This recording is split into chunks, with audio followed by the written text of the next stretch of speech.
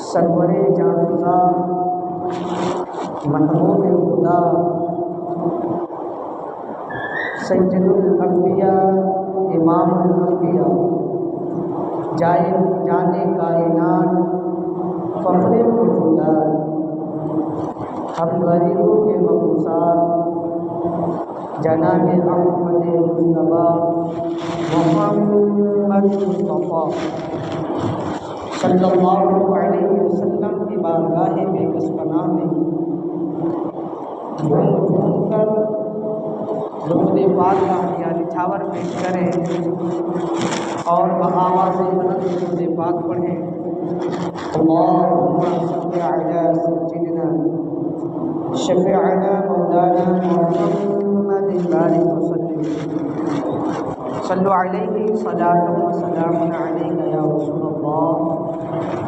صلی اللہ تعالی علیہ وسلم۔ آقائے نعمت سیدی و مرشدی سیدی سرکار اعلیٰ حضرت الشاہ امام احمد رضا خان فاضل بریلوی رضی اللہ تعالی عنہ ارشاد فرماتے ہیں کہ آج لے ان کی پناہ آج مدد مانگ ان سے، آج لے ان کی پناہ آج مدد مانگ ان سے، پھر نہ مانیں گے قیامت میں اگر مان گیا۔ اور آپ فرماتے ہیں تم پر میرے آقا کی عنایت نہ سہی، اور تم پر میرے آقا کی عنایت نہ سہی، نجدینوں کلمہ پڑھانے کا بھی احسان گیا۔ آپ نے مکے میں فرمایا کہ جان و دل ہوش و خرد سب تو مدینے پہنچے، تم نہیں چلتے رضا سارا تو سامان گیا۔ زندگی یہ نہیں ہے کسی کے لیے، زندگی ہے نبی کی نبی کے لیے، نا سمجھ مرتے ہیں زندگی کے لیے، جینا مرنا ہے سب کچھ نبی کے لیے۔ اور کہنے والے نے بڑے وجد میں کہا تھا کہ عمر دراز مانگ کر لائے تھے 4 دن، عمر دراز مانگ کر لائے تھے 4 دن، دو آرزو میں کٹ گئے تو انتظار میں، دو آرزو میں کٹ گئے تو انتظار میں۔ معزز و مکرم سامعین، خطبہ مسنونہ کے بعد جس آیت کریمہ کو اپنا عنوان سخن بنایا، اللہ تبارک و تعالی جل مجدہ الکریم کلام مجید والفرقان الحمید میں ارشاد فرماتا ہے، یا ایھا الذین آمنوا اتقوا اللہ حق تقاتہ ولا تموتن الا وانتم مسلمون۔ اے ایمان والو، اللہ سے ڈرو جیسا کہ اس سے ڈرنے کا حق ہے، اور حق تقاتہ اور حق بات کہو، فانتم مسلمون اگر تم مسلمان ہو، اور نہ مرنا مگر یہ کہ مسلمان ہو کر کے۔ معزز و مکرم، یہ قرآن پاک کی یہ آیت ہم کو درس دیتی ہے کہ ہم دنیا کے اندر آئے ہیں اور اللہ رب العزت نے ہم پر اتنا احسان کیا کہ ہماری پیشانی کی لاج رکھتے ہوئے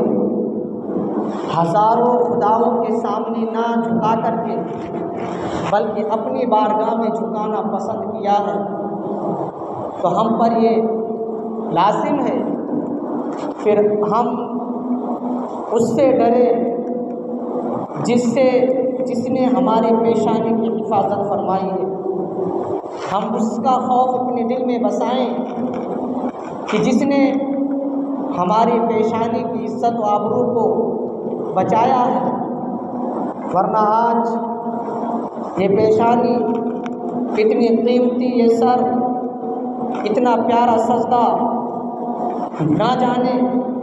ہزاروں خداؤں کے سامنے کہاں کہاں جھکتے، کبھی دریا کے سامنے، کبھی سمندر کے سامنے،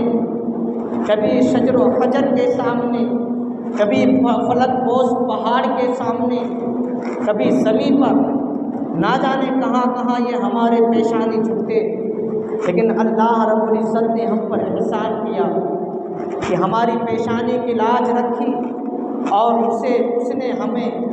کلمہ پڑھ کر کے مسلمان ہونے کی ہدایت دی، اور اپنے نبی کے دامن سے اپنے نبی کے غلاموں میں پیدا کر کے ہماری پیشانی کی لاج رکھ لی، ہماری پیشانی کی اس نے حفاظت فرما لی کہ بندے تجھے پیدا اس لیے نہیں کیا گیا ہے کہ تو ساری دنیا والوں کے سامنے اپنی پیشانی جھکائے، تو دنیا کے ہر مصنوعی چیزوں کے سامنے پیشانی جھکائے، بلکہ تجھے پیدا کیا گیا ہے تو صرف اس لیے کہ تو دنیا دار کے سامنے نہ جھکا اپنی پیشانی، بلکہ اپنے پروردگار کے سامنے اپنی پیشانی جھکا، اپنے رب کے سامنے یہ پیشانی جھکا، یہی اس کو زیب دیتا ہے، اسی کے سامنے یہ پیشانی جھکنی چاہیے، کسی دوسروں کے سامنے نہیں جھکنی چاہیے۔ یہ سر جب سجدے میں جائے تو کسی دنیا دار کو یاد نہ کیا جائے، بلکہ سجدہ جس رب نے ہماری پیشانی کی حفاظت کی ہے اسی پروردگار کو یاد کیا جائے۔ میرے مصطفیٰ کریم صلی اللہ علیہ وسلم کے پیارے دیوانوں، اللہ رب العزت کا ہم پر کروڑہ احسان ہے، اس کا نہ جانے کتنے ہم اس کا بے پناہ فضل ہے کہ اس نے ہماری پیشانی کی عزت کو برقرار رکھا، اور فرمایا اے بندے جس رب نے تیری پیشانی کی حفاظت کی ہے تو اب تجھ پر لازم ہے کہ تو اس رب سے ڈر، اس کا خوف اپنے دل میں بسا، اور کس طریقے سے بسا؟ اس طریقے سے بسا جیسے کہ اس سے ڈرنے کا حق تھا، جس طریقے سے ڈرا جائے اسی طریقے سے ڈر، اگر اس کے ڈرنے میں تجھ سے خامی ہو جائے گی تو پھر تیرا یہ ڈرنا اس کی بارگاہ میں قبول نہیں ہوگا، تو پھر بندہ کہلانے کے قابل نہیں رہ جائے گا۔ میرے مصطفیٰ کریم صلی اللہ علیہ وسلم کے پیارے دیوانوں، یعنی اللہ تبارک و تعالیٰ سے ہم کو کس طریقے سے ڈرنا ہے، اور ہمارے ڈرانے کے لیے اور ہم کو ان چیزوں سے آگاہ کرنے کے لیے آپ فرمایا کہ جس زمین کے اوپر تم چل رہے ہو یہ زمین مٹی کی تو بنائی گئی ہے، یہ پہاڑ،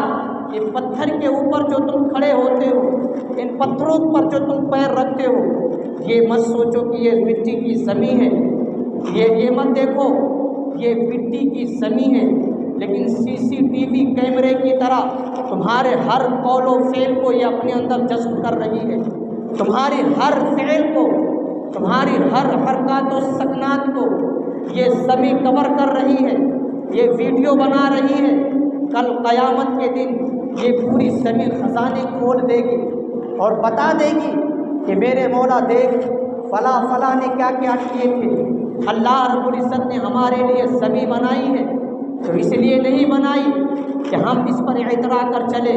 اس لیے نہیں بنائی کہ اس زمین کے اوپر ہم شراب پئیں، کھڑے ہو کر کے پیشاب کریں، اس زمین اس لیے نہیں بنائی کہ اس زمین کے اوپر ہم جوئے اور تاش کے اڈے کو آباد کریں۔ اللہ رب العزت نے زمین بنائی تو اس لیے نہیں بنائی کہ ہم اس پر جوا اور شراب کے اڈے کے ساتھ ساتھ میں زنا کو فروغ دیں، زنا اور سود خوری کے کاموں کو آگے بڑھائیں۔ میرے مصطفیٰ کریم صلی اللہ علیہ وسلم کے پیارے دیوانوں، قتل و غارت، جبر اور شر پسند جتنی بھی چیزیں اس زمین کے اوپر آج موجود ہیں، یہ تمام حرکات و سکنات کو زمین ایک CCTV کیمرے کی طرح کور کر رہی ہے، اور ہمارے جو ہم جتنے برے اعمال کرتے ہیں، جتنے برے ہماری حرکتیں ہوتی ہیں، ان کو بھی زمین اپنے کیمرے کے اندر اپنے اندر جذب کر رہی ہے، اور جتنے ہم نیکیاں کرتے ہیں ان نیکیوں کو بھی یہ زمین جذب کرتی ہے، یہ زمین ان نیکیوں کو بھی اپنے اندر سمیٹ رہی ہے۔ اور جس زمین پر ہم عبادت کرتے ہیں، جہاں پر اللہ کی عبادت کی جاتی ہے، جہاں پر اس کے سامنے اس کے لیے سجدہ کیا جاتا ہے، یہ زمین کل قیامت کے دن گواہی دے گی۔ یہ زمین خدا کی بارگاہ میں ایک گواہ کی شکل میں لایا جائے گا۔ یہ زمین اللہ کی بارگاہ میں آئے گی اور یہ زمین کہے گی میرے مولا فلاں بندہ تھا، یہ فلاں شخص تھا، وہ دیکھو ذرا ماحول کیسا ہوگا، وہاں کا حال کیسا ہوگا، نفسی نفسی کا عالم ہوگا، وہاں ہمارا کوئی ساتھ دینے والا نہ ہوگا۔